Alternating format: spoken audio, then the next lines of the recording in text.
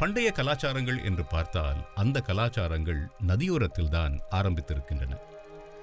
நீரின்றி அமையாது உலகு என்பது பொது விதி. Market street, Robinson road, change ஆலி போன்ற வட்டாரங்கள் ஆற்றோடும் துறைமுகத்தோடும் நெருங்கிய தொடர்பு கொண்ட வட்டாரங்கள். குறிப்பாக மார்க்கெட் ஸ்ட்ரீட் சிங்கப்பூரில் இந்திய சமூகத்தின் ஆரம்பம் இந்த வட்டாரத்தில்தான். ஸ்ரேங்கன் வட்டாரம் கூட அதற்கு பிறகு வந்ததுதான். அந்த அளவுக்கு வர்த்தகர்களாலும் மற்றவர்களாலும் சூழப்பட்ட வட்டாரங்கள் இந்த வட்டாரங்கள். I was born in Market Street. I am a resident of Market Street. நான் தங்கியிருந்தது ஜூலியா ஸ்ட்ரீட். எங்கள் தாப்பனாரோட பிஸ்னஸ் வந்து Julia street.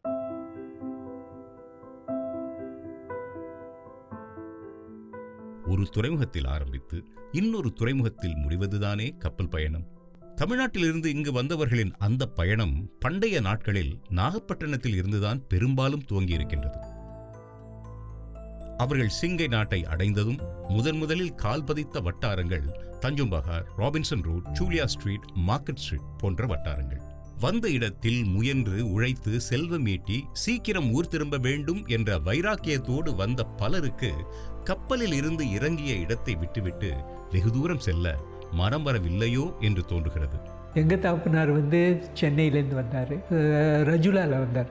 நாகப்பட்டினத்திலிருந்து states of Madras கப்பலில் 1963 வந்தேன். எனக்கு மொத்தமாக வந்து 5 அக்கா தங்கச்சி 1, 4 அக்கா. 3 பேர் ஊரில் பிறந்தோம், 3 பேர் சிங்கப்பூரில் பிறந்தாங்க. நான் வந்து சிங்கப்பூருக்கு வரும்போது 1965, 5 வயசு. நான் ஃபஸ்ட்டு சிங்கப்பூரில் வரும்போது 1962. அப்போ எனக்கு வயசு 4. இந்தியாவில் பிறந்திருந்தோம்னா 6 வயசுக்குள்ளார வரணும், அப்போ தான் சிட்டிசன் ஆக முடியும். தட்சிணாமூர்த்தி, மூர்த்தி, பொன்மணி, தேனப்பன், சண்முக வடிவேல், சுப்பிரமணியம், மோகன், பொன்னழகு, இவங்க எல்லாருமே என் மாதிரி ஊர்லேருந்து வந்தவங்க. சின்ன பிள்ளையிலே 5-6 வயசுல நாங்களாம் வந்துட்டோம். ஒரே வீட்டில் நாங்கள் எல்லாரும் தங்கியிருந்தோம். இவர்களின் வாழ்க்கை முறை சற்று மாறுபட்ட வாழ்க்கை முறை. குறைந்தது 20-25 பேர்கள் ஒரே இடத்தில், பெரும்பாலும் அனைவரும் ஆண்கள். இப்படிப்பட்ட சூழலில் வளர்ந்த குழந்தைகள் இவர்கள். My mother could not come back to Singapore. She had to stay back in India. அந்த காலத்தில் வந்து பெண்கள் பார்த்திங்கன்னா தாய்மார்கள் வந்து அவங்க வெளியூருக்கு அனுப்ப மாட்டாங்க. அது ஒரு அங்கே ஊர்லேயே தடை பண்ணிடுறாங்க. ரெண்டாவது இங்கே வந்தாங்கன்னா அவங்களுக்கு அக்காமடேஷன் கொடுக்கணும். அதை கொடுக்கறதுக்கு உள்ள சூழ்நிலையில் முக்கால்வாசி பேர் இல்லை. எல்லோரும் வந்து 1 floor அக்காமடேஷன் எல்லாமே இருந்தாங்க. இன்னும் டைனிங், லிவிங் அப்படின்னு கிடையாது. ஒரே ஃப்ளோரில் வந்து எல்லாமே இருக்கும். டைனிங், லிவிங், என்டர்டெயின்மெண்ட், ஒரு டிவி பார்க்குறதோ, ஒரு கேம் விளையாடுறதோ எல்லாம் ஒரே ஃப்ளோர் தான். ஸோ அது ஒரு அதனால தான் அதை கொண்டு வராமல் இருந்தாங்க. ஆனால் நம்மளுக்கு எல்லாம் ஒரு நல்ல அதிர்ஷ்டம் என்னன்னா, நம்ம தோப்பனார்கள்லாம் வந்து நல்லபடியாக சொல்லி கொடுத்தாங்க. அவங்க போல் நம்ம வந்து ஒரு ரொம்ப முயற்சி பண்ண வேண்டிய அவசியம் இல்லாமல், ஏன்னா அட்லீஸ்ட் கொஞ்சம் அவங்க முயற்சி பண்ணிட்டாங்க, இப்போ நம்மளுக்கு சொல்லி கொடுக்குறாங்க. ஸோ என்னை கூட்டிகிட்டு வரும்போது, சிங்கப்பூருக்கு கூட்டிகிட்டு வரும்போது அம்மா பிரிகிற ஒரு ஒரு ஒரு சம்பவம் இல்லை. ஏன்னா அந்த காலத்தில் வந்து ஃப்ளைட்டில் ஏறி வர்றது ஒரு பெரிய ஜாலியாக இருந்துச்சு. அப்போ இங்கே வந்த பிறகு தான் நம்மளுக்கு தெரிஞ்சிச்சு, நம்ம இனிமேல் அம்மா சமையல் கிடையாது, அம்மாவோட கேரிங் கிடையாதுன்ட்டு. பெரும்பாலும் நகரத்தார் தங்கள் தொழிலை நடத்திய இடத்திற்கு கிட்டங்கி என்று பெயர். இங்கே பிற சமூகத்தாரும் இல்லாமல் இல்லை. கிட்டங்கி கலாச்சாரம் பற்றி நம்மில் பலருக்கு தெரியாமல் இருக்கலாம். காரணம், இன்று சிங்கப்பூரில் இந்த கலாச்சாரம் கிட்டத்தட்ட மறைந்தே விட்டது. முன்பு செய்த தொழில் இல்லை என்றாலும் டேங் ரோட்டில் இன்னும் ஒரு கிட்டங்கி எஞ்சியிருக்கின்றது. சிறு தொழில் செய்த பல வணிகர்களுக்கு கிட்டங்கிகளின் சேவை இன்றியமையாத ஒன்றாக இருந்தது. ஒரு 15 கிட்டங்கி மட்டும் ஒரு 15 கிட்டங்கி இருந்திருக்கும். ஏன் கிட்டங்கி வந்து நம்பர் 37B. எல்லா கிட்டங்கிலையும் சமையல் இருக்கும். சமையல்காரவங்க ரெண்டு பேர் இருப்பாங்க. கீழ் மாடியில் ஒரு சமையல்காரர், மேல் மாடியில் ஒரு சமையல்காரர் இருப்பாங்க. பண்டாரின்னு சொல்லுவாங்க. பண்டாரி வந்து நாகூர் சைட்டில் வருவாங்க. பக்கத்தில் மார்க்கெட் ஸ்ட்ரீட்டில் அந்த பெரிய மார்க்கெட் லவ் பாஸ் ஆட்டுங்கிறோமா, இப்போ அந்த மார்க்கெட்டில் தான் போய் எல்லாம் வாங்கிட்டு வருவாங்க. காலையில் வெளியில் போய் காலையில் வாங்கிட்டு வந்து எல்லாம் சமைச்சிடுவாங்க. அந்த சமையலுக்கு அதுக்கு ஒரு கோஆர்டினேட்டர் இருப்போம்ல, கோஆர்டினேட்டர் மாதிரி ஒருத்தர் இன்சார்ஜ் இருப்பாங்க. அவங்க தான் சமையல்காரருக்கு அந்த சாமான் வாங்க கொள்ள பலசரக்கு வாங்க, மற்றபடி காய்கறிகள் வாங்குறதுக்கு காசு கொடுத்துருவாங்க. மின் பக்கத்தில் வந்து ஸ்கூலுக்கு போகிறவங்க ஒரு 2 பேர் 3 பேர் பிள்ளைங்க அங்கே தங்கியிருப்பாங்க. பின்பக்கம் வந்து அந்த சாப்பாடு இடத்துக்கு பக்கத்தில் உள்ள இடங்கள்லாம் வேலை பார்க்குறவங்க தான் தங்கியிருப்பாங்க. அவங்க பெட்டி, அவங்களுக்கு கபடும் கிடையாது, ஒரு பெட்டி, அது பெட்டிக்கு பக்கத்தில் ஒரு பாய் தலுவாணி, அங்கே தான் அவங்க வந்து தங்குவாங்க. அங்கே வந்து ஒரு கிட்டத்தட்ட ஒரு 14 பேர் தங்குவாங்க. அம்மா கிடையாது, அப்பா தான். அப்பாவும் ஒரு 3 வருஷத்துக்கு அப்புறம் ஊருக்கு போயிடுவார் மற்றவங்கள்ட்ட விட்டுட்டு. அப்படி தான் வளர்ந்தேன் நான். 20 பேருக்கு தங்குறது படுத்து தூங்குறதுக்கு வசதியாக இருக்கும். நம்ம சாப்பிட வந்து அந்த தங்குற இடத்துல வந்து பாயை விரித்து சாப்பிட்ருவோம். அடுத்த நாள் காலையில் வந்து நம்ம சீக்கிரம் எந்திரிச்சு போனால் தான் நம்மளுக்கு வந்து ஒரே டாய்லெட்டு, ஒரே குளிக்கிற இடம். அந்த இதை நம்ம பீட் பண்ணணும்னா நம்ம காலையிலே ஒரு 5 மணி 5:30 மணிக்கெலாம் முடிச்சுருவோம். அப்போ ஆட்டோமேட்டிக்காக சில பேர் 6 மணி 7 மணி அப்படின்னு எந்திரிச்சு குளிப்பாங்க. அந்த மாதிரி நாங்கள் வாழ்ந்தோம்.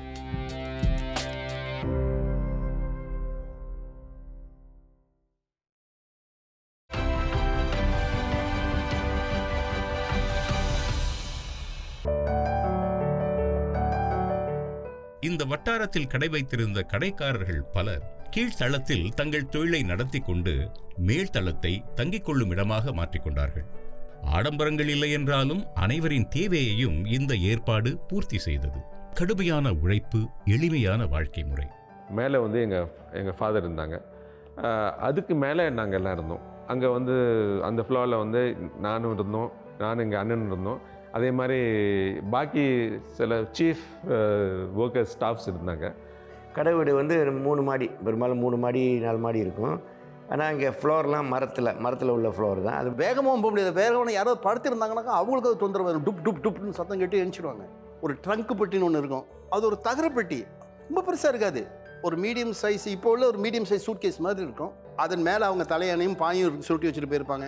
மெத்தையெல்லாம் கிடையாது, சமுக்கான தலைவாணி, ஒரு போர்வை, எல்லாம் வந்து மடக்கி வச்சுருப்போம். 20 பேர் இருக்கிறதுனால ஒரு தொட்டியை ஒன்று கட்டினாங்க. அதாவது முதல் மாடியிலே தொட்டி கட்டி, அது கிச்சனுக்கு பக்கத்துலேயே தொட்டி. அங்கே வந்து ஃபில்அப் பண்ணி ரெடியாக இருக்குது. காலையிலே ஃபில்அப் பண்ணதோடய நம்ம குளிச்சிடுறது. ஜில்லுன்னு தான் இருக்கும். அப்படியே நம்ம குளித்து பழகியாச்சு. இந்த பழக்கம் வந்து எங்களை வந்து சொல்லப்போனால் வந்து நேஷனல் சர்வீஸ்க்கு போகும்போது நல்லா எங்களை ப்ரிப்பேர் பண்ணிடுச்சு. நம்மில் பலர் அறிந்த தொலைக்காட்சி நட்சத்திரம் கமித் சிங். அவரும் இந்த வட்டாரத்தில்தான் அவருடைய இளம் வயதை கழித்திருக்கின்றார். தந்தையாருக்கு ஒரு வங்கியில் காவல் பணி. குடும்பம் தங்கியிருந்தது அங்கே அவர்களுக்காக ஒதுக்கப்பட்டிருந்த ஒரு சிறு பகுதியில். So my mom tells me that, my late mom rather, tells me that I was almost born in Julia Street, at the back of the bank where was our so-called home. The labor pains came in and she had to be rushed to the hospital, KK hospital. So the back of the bank was actually a R&R room, carom boards, dining table for the staff in the daytime. 5 o'clock is done, bank closes. And me, my mom, my dad, we go to the back and sleep there. That space is, well, it's way smaller than this. This is huge. It would be, oh my goodness, enough space for one carom board table, one dining table for 4 people, and one bed. You know, in the old days, the bed was all twined with right, the string and all that. That one bed. And that was it. That was our little home. And then we would have to shower and bathe and all that in the toilet, which was not meant for showering. Back in the day, we didn't have shower heads and all that. It was just the basin. We fill it up, and then we have a little plastic scoop, and then we just scoop. And we bathe there. There was no kitchen. Actually, yeah, where did we cook? I don't know. I don't know how we got food, but somehow we got food. But years went by, and then finally my parents saved enough money to move into Tiong Bahru HDB, where I spent a lot.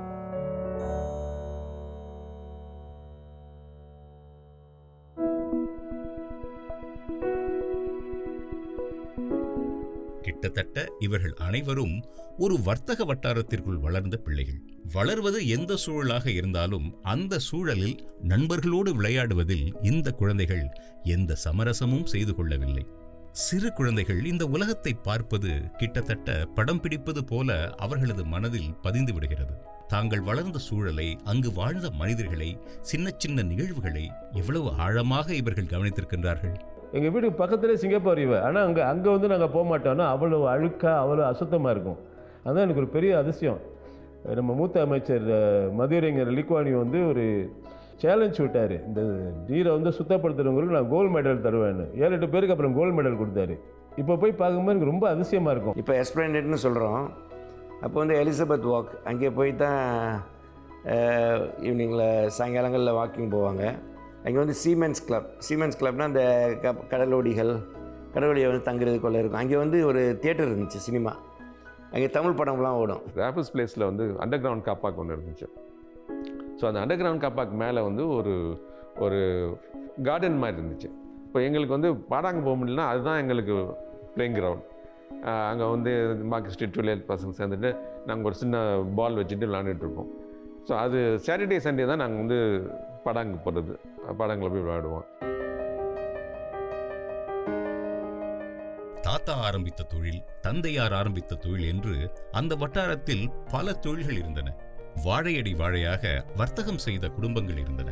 இதில் இந்தியர்களின் நிறுவனங்கள் அதிகம். அந்த வட்டாரத்தில் நடந்த தொழில்கள் பெரும்பாலும் குடும்ப தொழில்கள். மருந்து பொருட்கள், பலசரக்கு கடை, ஏலம், கிராம்பு, மிளகு போன்றவற்றின் மொத்த வியாபாரம். இவை பல இந்தியர்கள் ஈடுபட்ட வியாபாரங்கள். எங்களோட வியாபாரம் வந்து மருந்து வியாபாரம் ப்ளஸ் அசோசியேட்டட் லைக் ரப்பர், பிள்ளைங்களுக்குள்ள பூத்திங் அண்ட் தென் ரப்பர் மேட்ஸ், இந்த மாதிரி miscellaneous item required for the same health industry. எங்கள் அப்பா பிஸ்னஸ் திறந்ததே அது வந்து சாரியன் கம்பெனி, அவர் பேர் தான் போட்டார். அவர் பேரே வெங்கடாச்சாரி ஸ்ரீனிவாசவர்தன், என்னோடய பேர் தான் அவருக்கும் பேர். அவர் அந்த சாரின்னு போடுறது வந்து போட்டு அந்த எல்லா கடைகளும் மெடிசின்ஸ்லாம் கொண்டு வந்தாங்க. மெடிசின்ஸ் மட்டும் இல்லை, அழகு பொருள், அந்த ஆரோக்கிய பொருள், ஆயுர்வேத ப்ராடக்ட்ஸ், அந்த மாதிரி எல்லாத்தையும் சேர்த்து எல்லாம் ஒரு சம்மந்தம் இருக்கிறாப்புல. ஹைஜீனிக் ப்ராடக்ட்ஸ் அந்த மாதிரி பண்ணி டிஃப்ரெண்ட் கம்பெனிக்கிட்ட ஏஜென்சி வாங்கி அவருக்கு கொண்டு வந்தார். அந்த கடை வந்து ஆரம்பத்தில் வந்து ஒட்டுக்கடை வந்து அதை உடச்சி, அந்த மின்பக்கத்தை உடச்சி பெருசாக உள்ளே போட்டு அதில் வந்து அந்த வர சாமான்கள்லாம் அங்கே டிஸ்பிளே பண்ணி ஒரு ரிட்டெயில் ஷாப்பை ஆரம்பித்தார்.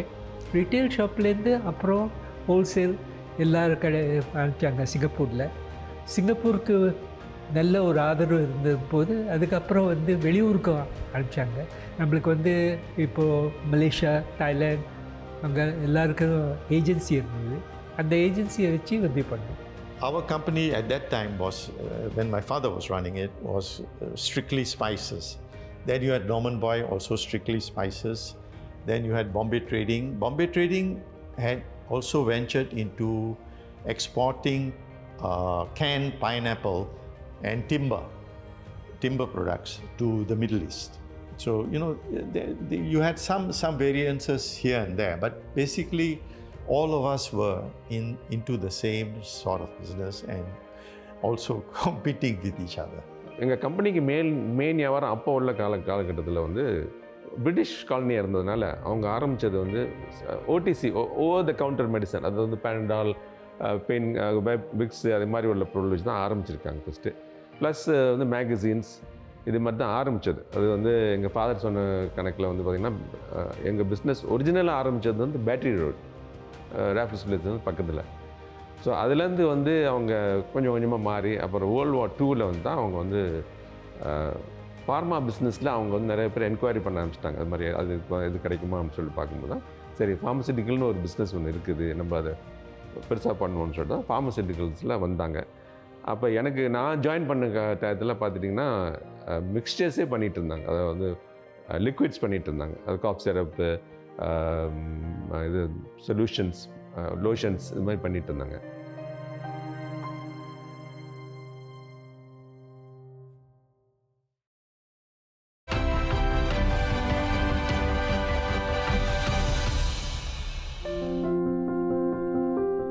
வாழையடி வாழை என்பது வர்த்தகத்துக்கு மட்டும் பொருந்தவில்லை. சிலரது தாத்தா, தந்தை இவர்கள் செய்த வேலைக்கும் பொருத்தமாக இருந்தது. பல சமயங்களில் அந்த பிள்ளைகளும் தந்தைக்கு உதவியாக அந்த வேலையை செய்தார்கள். பள்ளி நேரம் முடிந்ததும் தந்தையின் கடைக்கு வந்து அங்கே கூடமாட உதவியாக நின்று பிள்ளைகள் ஒரு நிறுவனத்தை, ஒரு தொழிலை செய்ய கற்ற காலம் அது. On Saturdays, we have our NPCC, CCA, 9 to 12, done. Then I'll go to the bank, and Saturday is half day. Everybody is leaving, and my father is saying bye-bye to everybody, general manager, all that. And last 2 or 3 will stay back for overtime. Then my father will give me this gigantic bunch of keys, because it's a 4-story building, and give it to me, and he'll go off on his motorbike to go to my mom at home. I will stay there and jaga. So I knew where the manager's police button was, in case anything happened. Once my father left, I'll close the bank. Back in the day, it was those sliding metal gates, you know, and I'll lock it up, and I'll sit there and do nothing but watch TV. Then as the late, those who are doing overtime go back, they'll look at me and like, oh, where's your dad? And I'll say, oh, he went to drink coffee, which wasn't a lie because he did, except the coffee was at home, not he went to drink tea at home. But I didn't say at home, I said, he went to drink tea. Oh, okay. Then some of them will go out because they work really late and come back in the evening and they say, you're still here? I say, yeah. Where's your father? I'm still drinking tea. So after a while, they knew, oh, wait a minute, this boy is our jaga on Saturdays. So finally, they will leave. And Saturday night, my father, mother, and 2 younger sisters will come to the bank. And then my mom would have cooked a meal. We would eat there. And once we're done, we'll sleep in the bank. So my mom and dad will sleep on the bed. Me and my 2 younger sisters will sleep in a mattress, very narrow, thin mattress. But the interesting thing was that we slept on the floor, and on the back of our head here was the bank vault. Giant metal door with, you know. And I always sometimes wish, oh, if you just open for a bit, suddenly, you know. But it never happened. And then Sunday morning we'll have breakfast. And then they will all leave again. My father, mother will go for a wedding maybe, or he'll just chill at home. And I'll stay there the entire day until my father comes back in the evening to take over, and I'll go home and have dinner. அந்த வட்டாரத்தில் மிக பிரசித்தி பெற்ற கடைகளில் ஒன்று Everbright opticals. இதுவரை நாம் பார்த்த ஆண் பிள்ளைகளைப் போல அந்த எவர்பிரைட் ஆப்டிகல் கடையில் வளர்ந்த சிறுமி இவர். My father ran the first optical shop in Singapore. His customers were all the rich and famous, like Lok Wan To and other famous customers. Name of the shop is Everbright Optical Company. Everbright கண்ணாடி கடையுடைய முதலாளி மகளை தான் நம்ம C Gunalan, Singapore ஓட்டப்பந்தய வீரர் கல்யாணம் பண்ணியிருக்காரு. அவரே நாங்கள் நிறையா தடவை பார்த்துருக்கோம். அவர் வந்திருக்காரு இங்கே அந்த கடைக்கு. சரித்திரத்தில் ஒவ்வொரு தொழிலுக்கும் ஒரு இடம் உண்டு. அப்படி எடுத்துக்கொண்டால் சிறு தொழில் செய்வதற்கும் பெருமளவில் வர்த்தகம் செய்வதற்கும் வித்தியாசமின்றி துணையாக இருந்த தொழில் இது. அதில் பெரும்பாலும் நம் இந்தியர்கள்தான். யாருக்கு பணம் தேவைப்பட்டதோ எல்லாரும் செட்டியார்கிட்ட தான் போவாங்க. இப்போ வங்கிகளே வந்து நீ செட்டியார்கிட்ட பணம் வாங்குது. நாங்களாம் இந்த கந்து வட்டிலாம் கிடையாது, 2 வட்டிதுன்னு சொல்லுவாங்க. 100 வெள்ளிக்கு 2 வெள்ளி வட்டி. இப்போ கிட்டங்களை வந்த உடனே நீங்கள் எந்த முதலாளியை பார்க்க போகிறீங்கன்னு தெரிஞ்ச உடனே அவர் இருக்கிறத பட்டியடிக்கு போவீங்க. பட்டியடிக்கு போனோடனே பட்டியடிக்கு முன்னாடி உட்காந்து ஒரு ஸ்டூல் மாதிரி இருக்கும், ஸ்டூலில் உட்காந்து எவ்வளோ வேணும் என்ன வேணும்னு அவங்க பேசுவாங்க. பேசிவிட்டு இந்த இதெல்லாம் கேட்பாங்க, கொஞ்சம் ஆதாரங்கள் கேட்டு அதெல்லாம் பார்த்துட்டு எவ்வளோ கொடுக்கலாம் என்னென்னு பேசிவிட்டு அப்புறம் அந்த ஐஓஇ இதெல்லாம் எழுதிட்டு அவர்கிட்ட எவ்வளோ தொகையோ அதை கொடுத்துட்டு மற்றபடி அந்த கணக்கு வழக்கெல்லாம் வச்சுருவாங்க. சீன வர்த்தகருக்கு நிறைய பேர் கடன் வாங்கியிருக்காங்க. ஏன்னா அந்த காலகட்டத்தில் எனக்கு நல்லா ஞாபகம் இருக்குது, எங்கள் அப்பா மட்டும் குறைஞ்சது ஒரு 40,000 வெள்ளி 50,000 வெள்ளி தனியாக போட்டு வச்சுருப்பார். அந்த காலகட்டத்தில் 40,000 50,000 வெள்ளியே பெரிய காசு. ஆனால் செட்டியார்கள் மில்லியன் கணக்கில் வச்சுருந்தாங்க. மலேசியாவில் ஏக்கராக நிலம் வச்சுருந்தாங்க. 10,000 ஏக்கர் 20,000 ஏக்கர்னு அவ்வளோ பெரிய வசதி. ஆனால் அவ்வளவு எளிமையாக வாழ்ந்தாங்க, தெரியவே தெரியாது. எல்லோரும் ஒரு உரிமம் பெற்றவங்க தான். உரிமம் பெற்று என்ன செய்வாங்கன்னா கீழே அந்த கிட்டங்கின்னு சொல்கிறோம்னா, கிட்டங்கி அந்த 5 அடி இருக்குல்ல, 5 அடி மேலே எல்லாம் போர்டு தொங்க போட்டிருப்பாங்க. கிட்டத்தட்ட ஒரு 10-15 போர்டு தொங்கும். அந்த 10 உரிமங்களும் 10 வெவ்வேறு கடைகள். தாத்தாக்கு கடை கொடுப்போம், அதுக்கப்புறம் மகனுக்கு கடை கொடுப்போம், அதுக்கப்புறம் பேரனு கடை வாங்குவோம். இது ஒரு குடும்ப நண்பர்கள் ஆயிடுவாங்க. அவங்க ஃபங்க்ஷனுக்குலாம் எங்களை இன்வைட் பண்ணுவாங்க. இப்போது பிறந்த நாளில் நாங்கள் போவோம், பரிசெல்லாம் கொடுப்போம். அவங்களும் எங்களுக்கு பரிசெல்லாம் கொடுப்போம். எங்கள் விசேஷங்களுக்கும் அவங்க வருவாங்க. ஸோ அதனால் வந்து ஒரு உறவு வளர்கிற இதாக தான் இருக்கும். ஒரு கடன் மட்டும் கொடுக்குறோம், அதோட வெட்டிக்கிட்டு போகிற உறவு கிடையாது. நல்ல உறவு இருந்தது. இன்று போல்தான் அன்றும் இந்த வட்டாரங்கள் சுறுசுறுப்பாக இயங்கிக் கொண்டிருந்த வட்டாரங்கள். ஆனால் ஒரு 40-50 ஆண்டு காலத்தில் எத்தனை மாற்றங்கள்! வாழ்ந்த இடத்திலேயே வர்த்தகம் செய்து கொண்டு தங்களுக்கு என்னென்ன தேவைப்பட்டதோ அத்தனையையும் அங்கேயே நிர்மாணித்துக் கொண்டு தாங்கள் செய்த தொழிலுக்கு உதவியாக அடுத்த தலைமுறையை உருவாக்கி சிங்கப்பூரில் வேறு எங்கேயும் காண முடியாத ஒரு வாழ்க்கை முறையை அமைத்துக் கொண்டதுதான் மார்க்கெட் ஸ்ட்ரீட், சேஞ்ச் ஆலி, ஜூலியா ஸ்ட்ரீட் போன்ற வட்டாரங்கள். சுவாரஸ்யமான கதைகள் இன்னும் நிறைய இருக்கின்றன. அடுத்த அத்தியாயத்தில் பார்ப்போம்.